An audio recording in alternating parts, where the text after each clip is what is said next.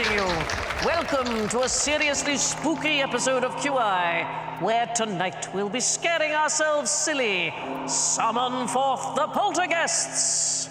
At the skin-tingling David Mitchell.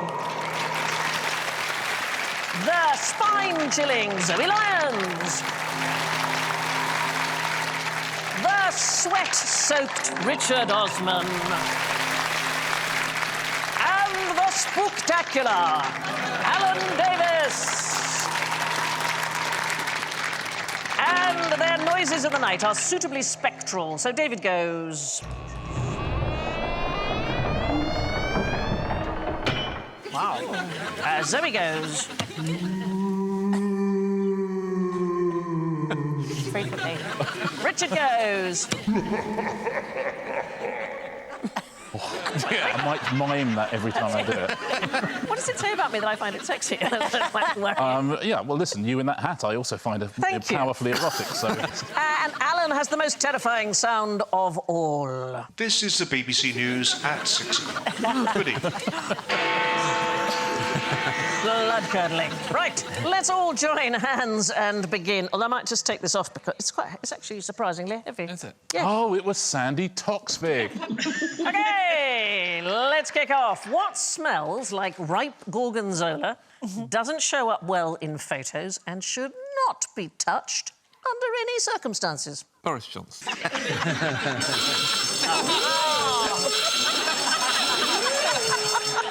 My work here is done. Is it a vampire's penis? I'm amazed you haven't got a klaxon for that. Yeah. It's not the bit of the vampire you worry most about, is it? But the thing is, though, Yes. there's going to be a penis under that opera cloak somewhere, and it might have gone a bit cheesy. I'm going to write an erotic vampire book called Ejacula. I bet about £1,000 that's been done. I want to say ectoplasm. Yes, you do want to say ectoplasm because I want to say ectoplasm? You do. That is the correct answer. Very well done, Zoe. Yes. So this is the extraordinary thing. So after World War I and then the terrible Spanish flu, lots of people had lost their relatives and they wanted to get back in touch with them. So spiritualism became a massive thing. And by 1930, you've got 250,000 British people who are a member of a spiritualist church. And then you get people like Arthur Conan Doyle, and he decides to announce that he's used a séance to get hold of his son, who he had lost in the war, Kingsley. And all of a sudden, all of these mediums are incredibly famous. And this is some of them trying to produce ectoplasm, OK? This is, yeah. It was taken very seriously. It was investigated by all sorts of committees and lots of universities and so on. Here's the convenient thing for the mediums, and I think inconvenient for the sceptical investigator. Ectoplasm, supposedly very sensitive to light and to touch, and it might cause serious and undefined damage to the toucher. Wow. Like a vampire's penis. Yeah. Sorry to gesture to you as I say, like a vampire's penis. These are people, supposedly, with ectoplasm coming out of them. What do you think it's actually... what do you think it was made of? It looks like a tissue. Yeah, it's cheesecloth. Oh, is that... Yeah, it's okay. cheesecloth or muslin and gelatin and egg white and soap and so on. And there was a famous investigator called Harry Price, and he was the one who said it smelled of ripe gorgonzola. I'm not surprised. Wow. Well, it could have been worse, OK? So there was a famous Danish medium called Einar Nielsen, and he was investigated by a committee from a Norwegian university, and they concluded that he had been hiding it in his bottom. Oh. Yes, before feeding it up through a hole in his outfit. In his outfit? To his mouth, before pretending to vomit it out. That's him on the left there. And, I mean... Still probably not the worst thing I've ever eaten. No. Probably not something out of your bottom, though, I would imagine. What was being able to produce this cloth out of your mouth? What did that prove? That you were in touch with the spirit world. If you look at the one on the right there, that's a French medium called Eva Carrère, and she used to chew paper and faces cut out of magazines. And she got caught because that person in the photograph is clearly the King of Bulgaria. And people went, no, you cannot have regurgitated the King of Bulgaria. But there was one woman called Helen Duncan. My goodness, she was probably the most famous ectoplasm producer. And in fact, there she is. Oh, wow. Look at her. She's rather marvellous, isn't she? She's really gone for that, hasn't she? I very much like the outfit, because you can see she's got her trousers tied at the ankles, and I don't know if it's just, like, loads of muslin and cheesecloth out there.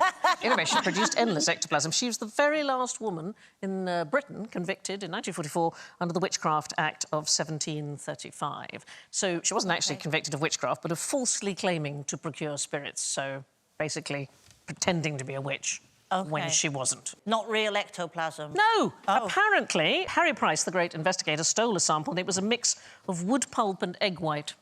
Oh. But apparently she could produce yards at a time. It would emanate from her mouth, her nostrils, her nipples and between her legs. Wow. Wow. She looked like a vampire's cock by the end of it. I know.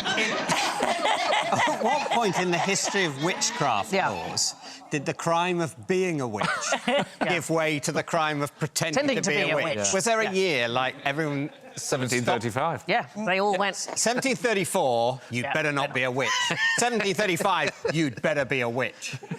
Well, the weird thing is, it was to do with the Second World War. So she had a séance in November of 1941 in Portsmouth, at which she claimed that the spirit of a sailor had told her that the HMS Barham had sunk. Now, this was not public knowledge that this boat had sunk.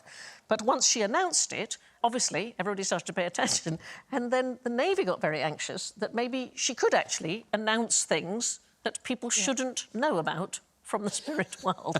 And Churchill was furious that the time was being wasted on this stupid woman who was producing muslin out of a whatnot, and said it was just absurd. She suffered from very heavy nosebleeds, and it's probably because she kept some ectoplasm up her sinuses. I think there might be a roll or 9 of cheesecloth still in my brain. It's the ectoplasm coming out of the nipples that I'd be a bit more worried about. I mean, some severe chaffing, I would have thought, would have also been a side effect. I want to show you something else that is part of the medium's repertoire. This is a spirit trumpet. And it's a device which was supposed to amplify abnormal, paranormal noises. What I love about this, OK, the woman sitting in the chair is Harry Houdini's wife, OK? And the guy standing next to her with the handcuffs, he can't open them because Harry Houdini is the only person with the combination and Harry's dead. And they're trying, through séance, Mrs Houdini, the man with the handcuffs, to get hold of Harry to ask him how to unlock the handcuffs. I think the woman on the right is thinking, that's Lenin.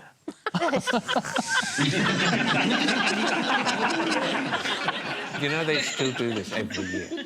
Do they? And I know because I went to one of these séances. Oh, my goodness. Harry Houdini was obsessed with the spirit world. He had a very close relationship with his mother and he wanted to get in touch with his mother. He was always uncovering people, charlatans and frauds. And he said, if I can communicate with you, I will open a pair of handcuffs. And so we staged a séance and we all sat around and the handcuffs were on the table and we went through the thing and they didn't open. But it's quite exciting. It's the only Where are séance they I've then? ever been to in New York. I went to one, I didn't enjoy it, and it was ironically almost impossible to get out. But the spirit trumpet, which is the thing on the front, it used to be connected, in fact, to a sort of a hidden rubber hose, and then the assistant or somebody would provide the vocals going... Ectoplasm is the largest thing that can be produced by a small medium. What was so scary, it made sailors soil themselves. Oh. Dysentery? It is to do with the disease. You don't want to get dysentery on a ship. Suddenly they've all got dysentery. Yeah. A lot of those cruises, it's all dysentery, a great brown streak going through the fjord or whatever it is. Oh. It's a great name for a yacht, isn't it? Dysentery? Do come aboard the dysentery. Do come aboard the dysentery. I thought the Great Brown Streak. Oh, the Great Brown Streak is Quite also, nice name is for a also yacht. good. It's a good name for a current. Yeah. An ocean current. Yeah. Oh, it's the Great Brown Streak. Oh. Yeah, it attracts prawns, but then you don't want to eat them.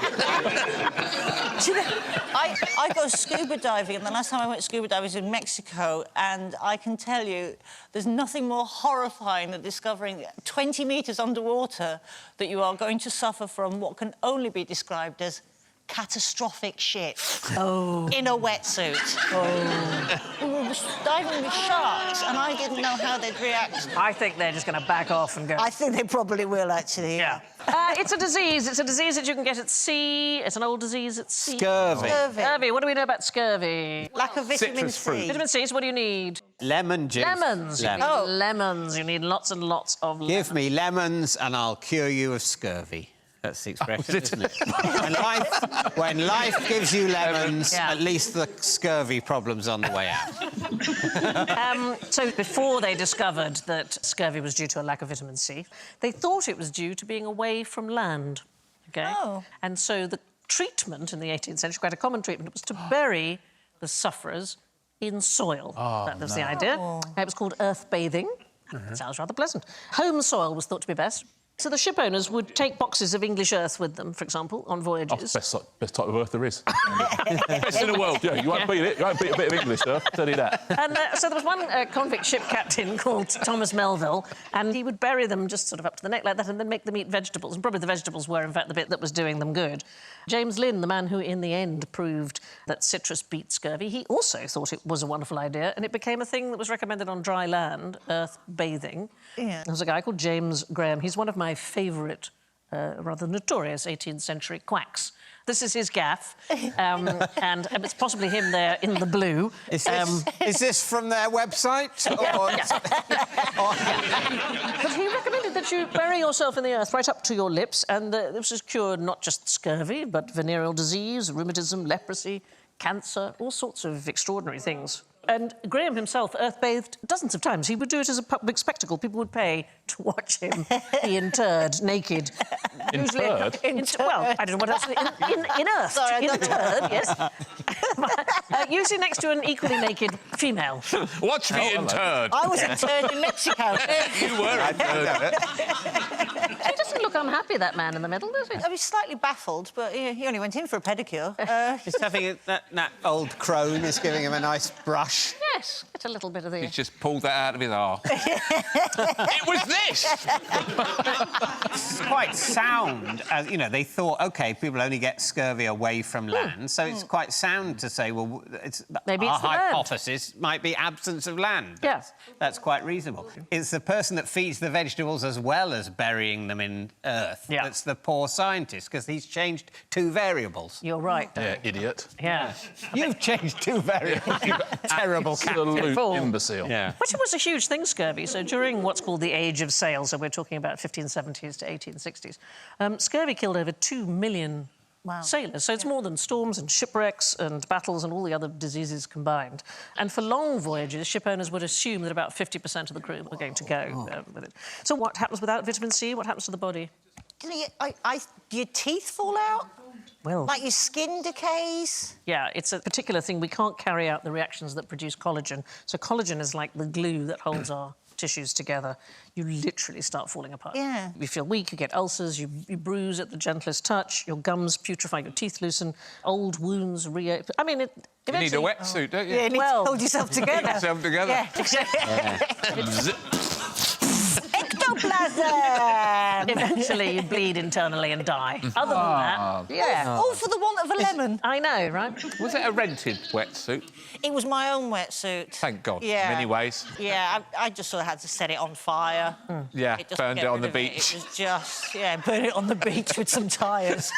And we had to leave on the next plane because it was just awful. Yeah. What did the sharks make of it? They didn't come anywhere near me, I'll be honest. What's a with you. shark They did. that's holding its nose? Look. Yeah. Yeah. It was... That's why they call me Jacques Cousteau. The thing about scurvy, the cure was discovered and forgotten several times. So Vasco da Gama, who's the first European to sail to India, 1497, he knew to give his sailors citrus fruits. Then it seems to have been forgotten about. Jacques Cartier, who explored the St. Lawrence River, 1536, he gave the crew tea made from cedar needles, again forgotten about. 1607, East India Company. Now, they had the right idea. They gave the sailors lemon juice, but they boiled it first, which got rid of all the vitamin C. Oh. And it wasn't until 1747 that you get James Lind, the Scottish doctor. The invention of Barocca. Yes. It was another 47 years before the Royal Navy took note and actually issued lemon juice. And then when it did, that is what helped the British Navy to blockade the Channel for months on And it was Petty Officer R. White. I've got a fact which you may enjoy. It's thinking about you... I've never said this to anybody. I was thinking about you soiling yourself. We're all thinking about it now. When the Dauphin of Louis XVI and Marie Antoinette was born, everybody was so thrilled.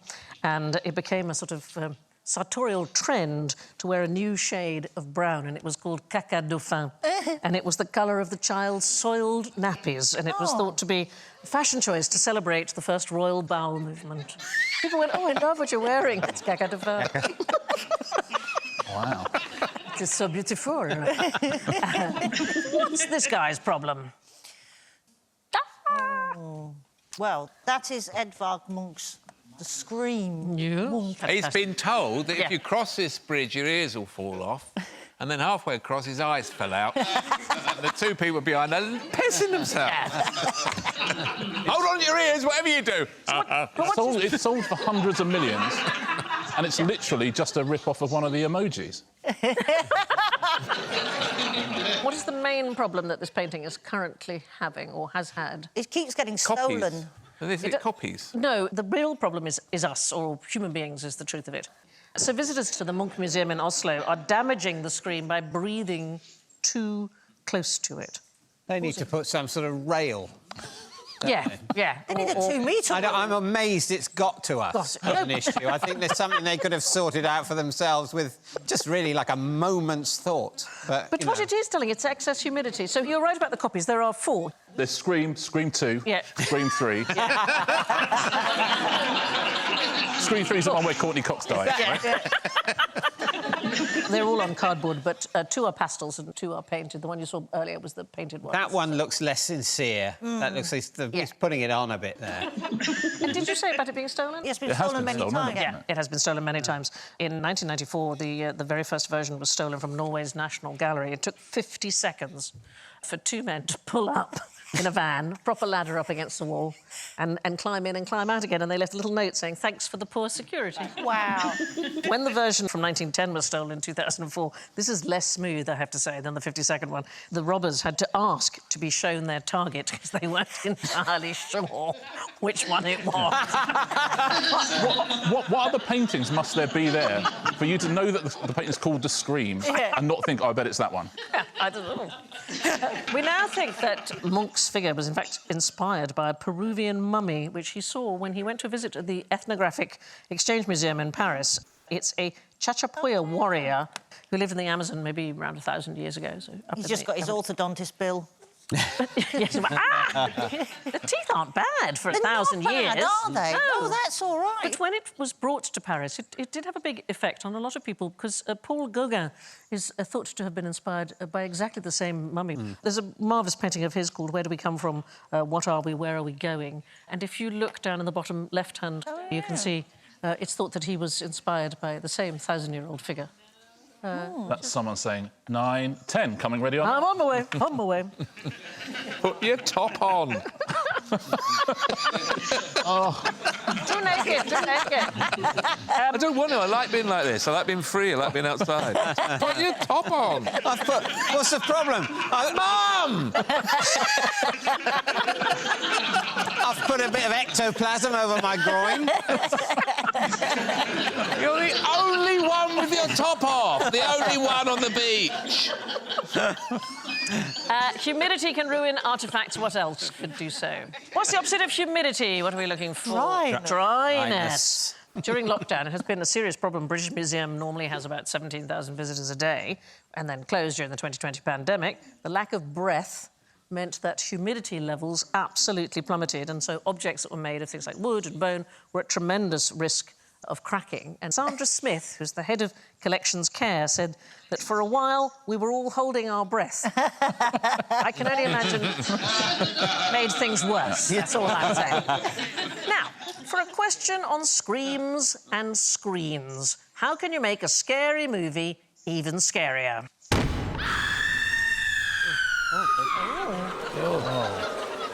Did that help? Darkness, being in the dark. Where did you get your clues from? I don't know. I took my daughter when she was 2 to a pantomime. It started in blackout. Lots and lots of little kids. And it's Jack and the Beanstalk. And all the lights went out and I could feel her little hands just gripping hold of my arm. And then over the tannoy, fee, fi, fo, fum, and they all burst into tears. They had no idea what was going on. There hadn't even been a bean yet, never mind a stalk, never mind the climbing up, never mind the giant. And then the lights came on and someone from EastEnders went, "Hello, boys and girls," and I had to take her home. It was inconsolable. And she still gets anxious whenever she sees an auditorium of any sort. Or EastEnders. I took my godson Joe when he was 3 to a pantomime, and there was a character in it who turned to the audience and went, "I'm going to eat all the children." And Joe shouted, "He's just kidding, but let's go home anyway." So scary movies, we're talking about a very celebrated showman called William Castle. He used to be known as the Abominable Showman, and he was a B-movie director in the days when there were B-movies. He's the guy on the right there, his friend. Not the guy in the middle. No, not the guy in the middle. And he was famous for films like House on the Haunted Hill and The Tingler and so on. And he had the most fantastic gimmicks. So in 1958, he produced a film called Macabre, and every single member of the audience was given a life insurance policy. So you signed it as you entered, and if you died of fright in your seat, your family got given $1,000. Very sadly, nobody... That's very good. Nobody did die from this. Come on, Nana, let's get to the cinema.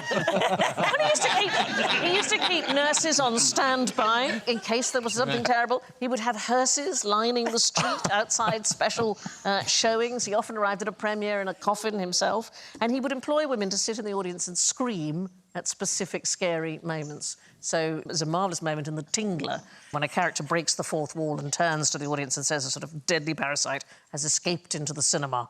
And then the people that he'd paid were trained to collapse into screaming hysterics. And hid buzzers in seats to give vibrations at sort of key moments in the film. It feels like if you Googled The Tingler, something else would come up. Definitely. Yeah. You know what I mean? These days, yes. Yeah, that's probably true. He had a film in 1961 called Homicidal, and it had a fright break in it. You were allowed to leave and get a full refund before the terrifying sort of denouement of the entire thing.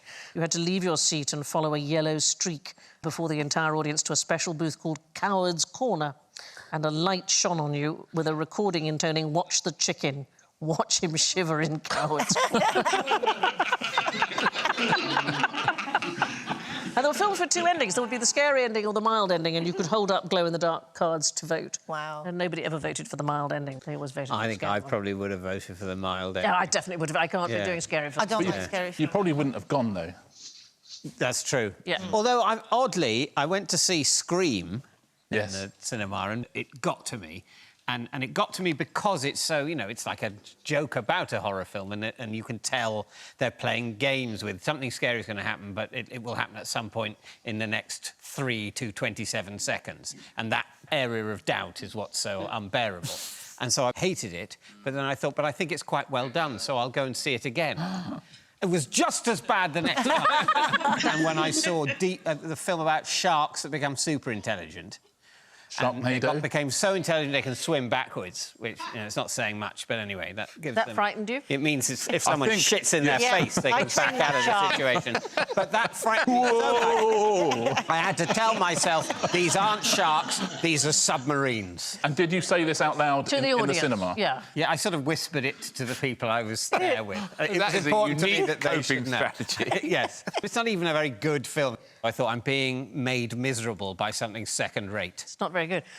Which scary individual has the ability to point his face and his bottom towards you at the same time? Is it Yes. Zoe in a wetsuit? Yeah, I can, because I'm also dangerously flexible. That's what I am. Is it a lizard that's got... You know those lizards that heads looks like it's bums, so you don't know which end to attack or avoid? Oh, my God, when I'm trying to attack a lizard, and you're like, well, I don't know which way to go now. Give us a clue. It's a particularly American creature. Bald eagle. It's a bald eagle. It's a skunk. Has anybody ever smelled a yes, skunk? yes, I have. Yeah. So if they are facing you with their bottom and their face at the same moment, you are in terrible, terrible trouble. The spraying they do is, I have to tell you, usually the last resort. But the little spotted ones, you can see the one on the outside there, will do a handstand to warn predators. and they'll even charge while doing a sort of headstand before they unleash the stink. But, I mean, it can be terrible. If it is an intense targeted attack and they aim right for your face, I mean, it's enough to knock a human out. That'd be a hell of a routine at the rhythmic gymnastics, wouldn't it? Yeah. Imagine And that. also, the thing is about their scent glands, right? They're right by the bottoms. They're the size of grapes, and they have these hugely powerful muscles, and they squirt the spray up to 10 feet. Listen, if we could do it, we would do it. I had a That's all I'm friend, saying. Yeah. and I'm sure I've talked about him on this show before, and we used to call him the squirt. And there What was his skill set? Well, there was a pub that we used to go to, and in the toilets there was a row of urinals, and then high up there were windows. I mean, about 8 feet up. Not too high for the squirt. Whoa. He could stand in front of the urinal and we out the window. It was a really brilliant thing to do. Wow. It's the sort of thing that girls just never know about each other, do they? No, you'd never greet somebody in the pub and go, oh, here comes Lucy, Yeah. the squirt. All right, Luce. And did you all How's your windows? Did you stand just watching? Yeah. Yes. What is wrong with you? You would stand watching that. No, I would Yeah. not stand watching. Someone is weeing 8 foot up in the air and Out you'd of be a like, oh, I window. don't need to see it. Out of a window. I think I'd have to give I that think a look. I would, You'd have if to give it that a... started happening, I would continue to watch. I'm not sure if I'd make the trip. Yeah. I think if he'd pointed at the urinal, he'd have driven himself backwards back into the pub. If you're in a film and that film producer says, at the end of the scene you can see someone taking a normal wee or weeing 8 feet out of a window, Yeah. that's the one you'd hold up. You know what happened? He emigrated to Australia. Just under his own steam. I think that's marvellous. When I was a kid, I grew up in New York and there were a lot of skunks, and it was widely believed that the thing to do with a child who'd been sprayed with skunk was to give them a bath in tomato juice. And they used to sell down at the supermarket massive things of tomato juice, but they weren't to drink. They were to bath children in for... But it doesn't work. No. There's something called olfactory fatigue. So what happens is your nose gets used to the skunk smell, and instead it catches the strong tomato smell. It just smells like tomatoey skunk. I was in Canada once and someone said there's a skunk living under the house. And when we walked past, he would say, hey, Mr. Skunk, don't squirt us, Mr. Skunk. And that didn't seem very practical. Next thing you know, skunk is pissing out the window. No one has ever really described to me what the smell smells It's like. unbearable. It cuts to the back of your throat. It's really sort of... Like I've been tear gassed on Yeah. the metro in Paris. I remember that very well. That's You not surprised me. Yeah. I wasn't the cause of the incident. I was caught up in something. Yeah. It wasn't that they'd been tear gassed there sometime earlier and it was just lingering. So what it must be like when you're actually in a cloud of it, intense, awful. No, a skunk is just one of the worst smells on the planet. And you see the one in the middle there with the stripe down? There's a theory that they have those stripes so that the predator's eye is drawn to its arse.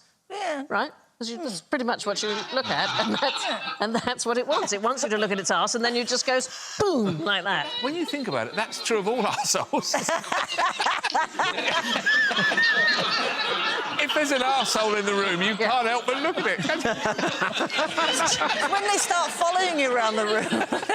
There's an arsehole, don't look at it. Where is it? Right, moving on. How do you spook a Spartan on his wedding night? Play hide and seek with his helmet. Hey.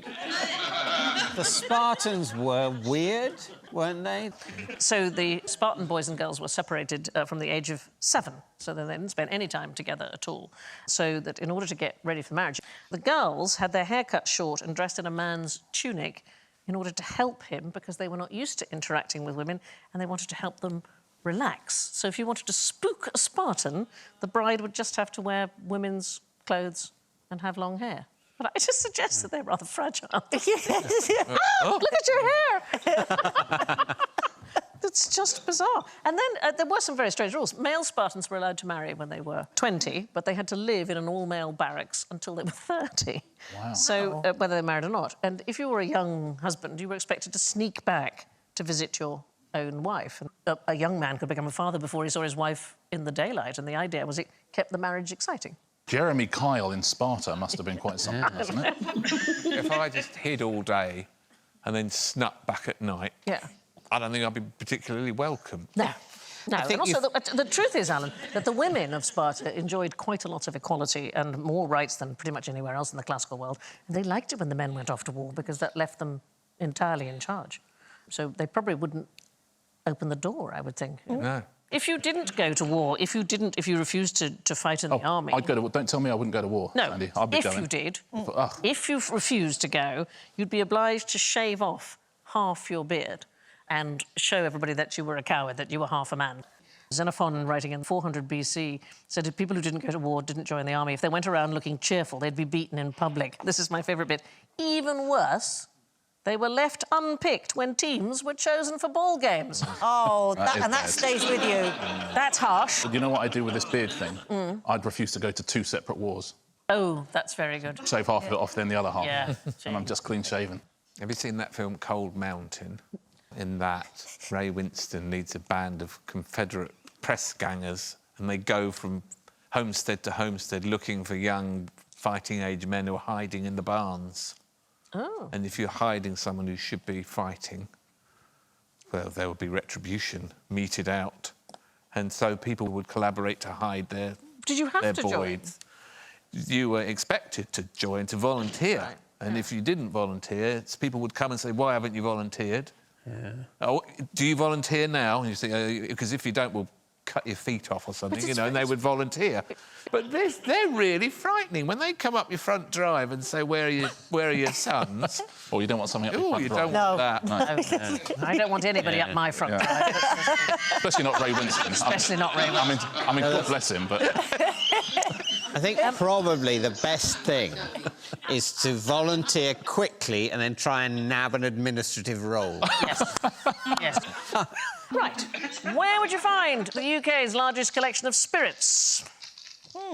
It's currently under my bed.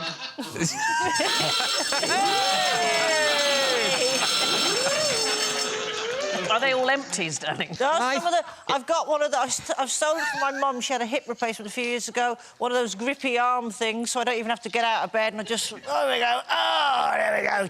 Gin, that'll do. Can you Monday. siphon it with a tube? You shouldn't steal from your mum just because she can't run after you. I know. It's not kind. Is it wrong to have an optic on the headboard? Is that wrong? What's wrong with that? It's at a museum. It's in London. Spirit collection. 23 million objects. Is it the Gin Museum? Is there a No, Gin Museum? it's the Natural History Museum. Oh, is it preserving things? Yeah. Ethanol and formaldehyde. So the whole collection takes over 27 kilometres of shelving. Wow. There's an alcohol supply system that runs all the way through the museum's walls, and it's linked to 2 1,000-litre tanks of ethanol. Just like your house, though. It's exactly like Zoe's house.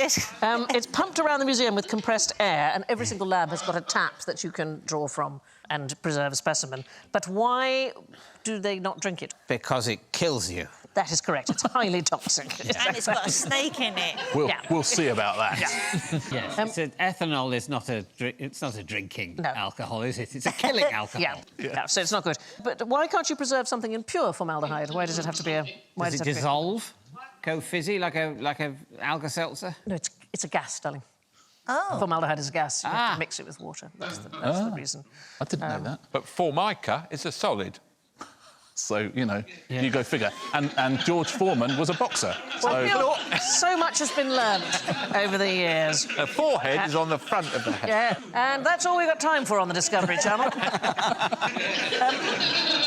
The collection is amazing. It has specimens collected by Darwin, by Cook, by Scott, Shackleton, Joseph Banks. It's amazing. And there's this giant squid called Archie, preserved in a custom-built 9-metre acrylic tank, and he was frozen when he arrived at the museum and made the whole place smell of urine for several days after he was defrosted, because it's an ammonia which was released from his tissue. Oh, smelling of ammonia, like a sort of elderly trip to Scarborough.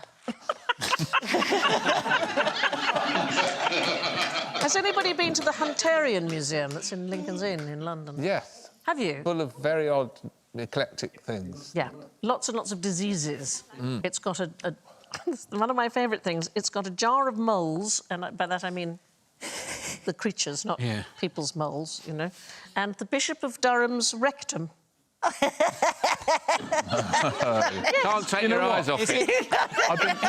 I've been looking for that. There you go. Well, my question is it always the rectum of the current Bishop of Durham? Yeah, no. Because I wouldn't want to see... I don't want to see the rectum of a former Bishop of Durham. Yeah. I want to see the current bishop's rectum. One of the conditions of accepting the post is you Because give up your rectum. what self-respecting bishop will be using his rectum? Yeah. It's the bishop's going, I'm sorry, I thought you said rector.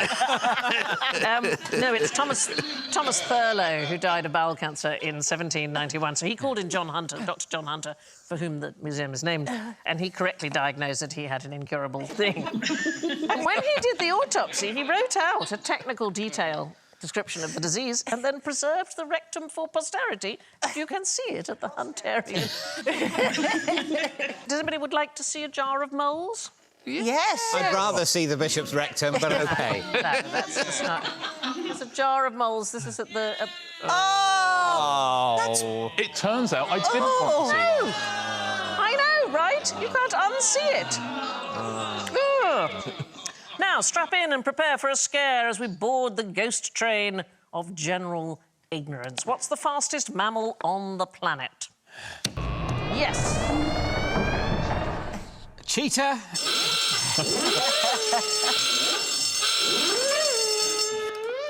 They can do 0 to 60 miles an hour in 3 seconds, but they're not the fastest. Not as quick as at filing as humans. No, that's true. Is it across the ground, or is it going to be a mammal that can drop out of a tree and live or something? It's nothing to do with with diving, but it is in the air. So like a flying fox or something like that? Well, it's the Mexican free-tailed bat. It is the fastest mammal on Earth. And so I love this. The researchers at Tennessee, they strap tiny little backpacks to them. You can imagine how small they must have Got been. to slow them down. Yeah, and then they monitored them from a low-flying plane, which must have been annoying. They routinely reach 100 miles an hour with wing power alone. So we're not talking about a tailwind, we're not talking about diving. Wow. We're just on their own Pure ability. flapping. Yeah, so your cheetah, darling, 75 miles an hour. Nothing. Nothing. To what end would they go? They're terrified by an aeroplane that's following them. They eat insects, don't they? yeah. Catch them in the air. But they catch them on the wing. I was in a swimming pool once after dark in France, and bats would come down to the water and have a drink, and that was weird. No, they're extraordinary. And, in fact, I'm going to show you some footage in just a moment. These bats form the largest mammal colony in the world. It's a place called Bracken Cave in Texas. There are over 15 million of them, OK?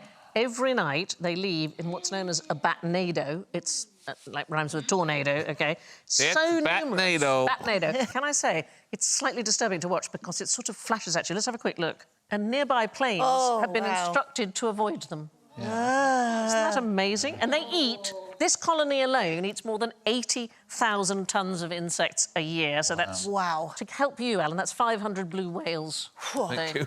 Imagine if they went after a blue whale. Yeah. That's a film I'd watch. They're also known as guano bats. Does anybody know what guano is? Yeah. Bat poo. They drop about 50 tonnes of guano on the floor of their cave every year, and in the 19th century they thought they'd dig down and see how far it had laid down.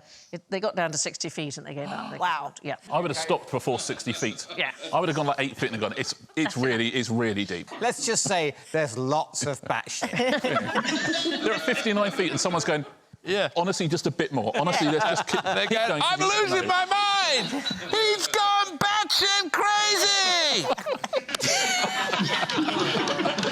He's right down there! Help me! It's still shit! Keep digging! Anything else? Just shit! Bad shit! There are birds that can move faster than these bats, but only when they're diving. So a peregrine falcon can exceed 180 miles an hour in a dive. In fact, there was one measured in 2005 at 242 miles an hour. How fast do you think blue whales go, Alan? 12 knots. Knots? Good. About 30 miles an hour. Even my children now give me blue whale. Do they? My son said to me today, did you know blue whale's the size of 2 school buses? They can do 30 miles an hour, but only in short bursts. It's usually about 5 miles an hour. 30, can they? Quite fast, isn't it? Yeah. 30 miles an hour. Yeah, that's shifting. That's why you never see them in city centres. No. They always getting Speed bump. speeding tickets. Now, what kind of beast is this? It's a Sphinx.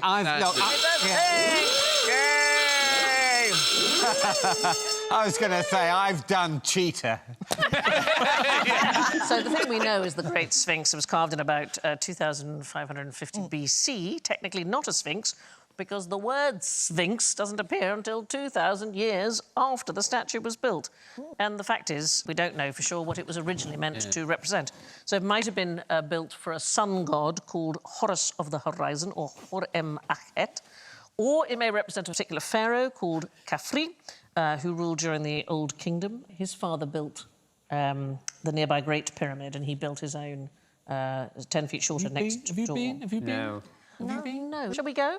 Yeah, we should go. But I've told you before, Alan, the place to go is Sudan, because the Nubian pyramids nobody visits, and there are more of them than there are of the Egyptian ones. Is it a war zone? It's a little dodgy. A little bit worry. A little bit wary.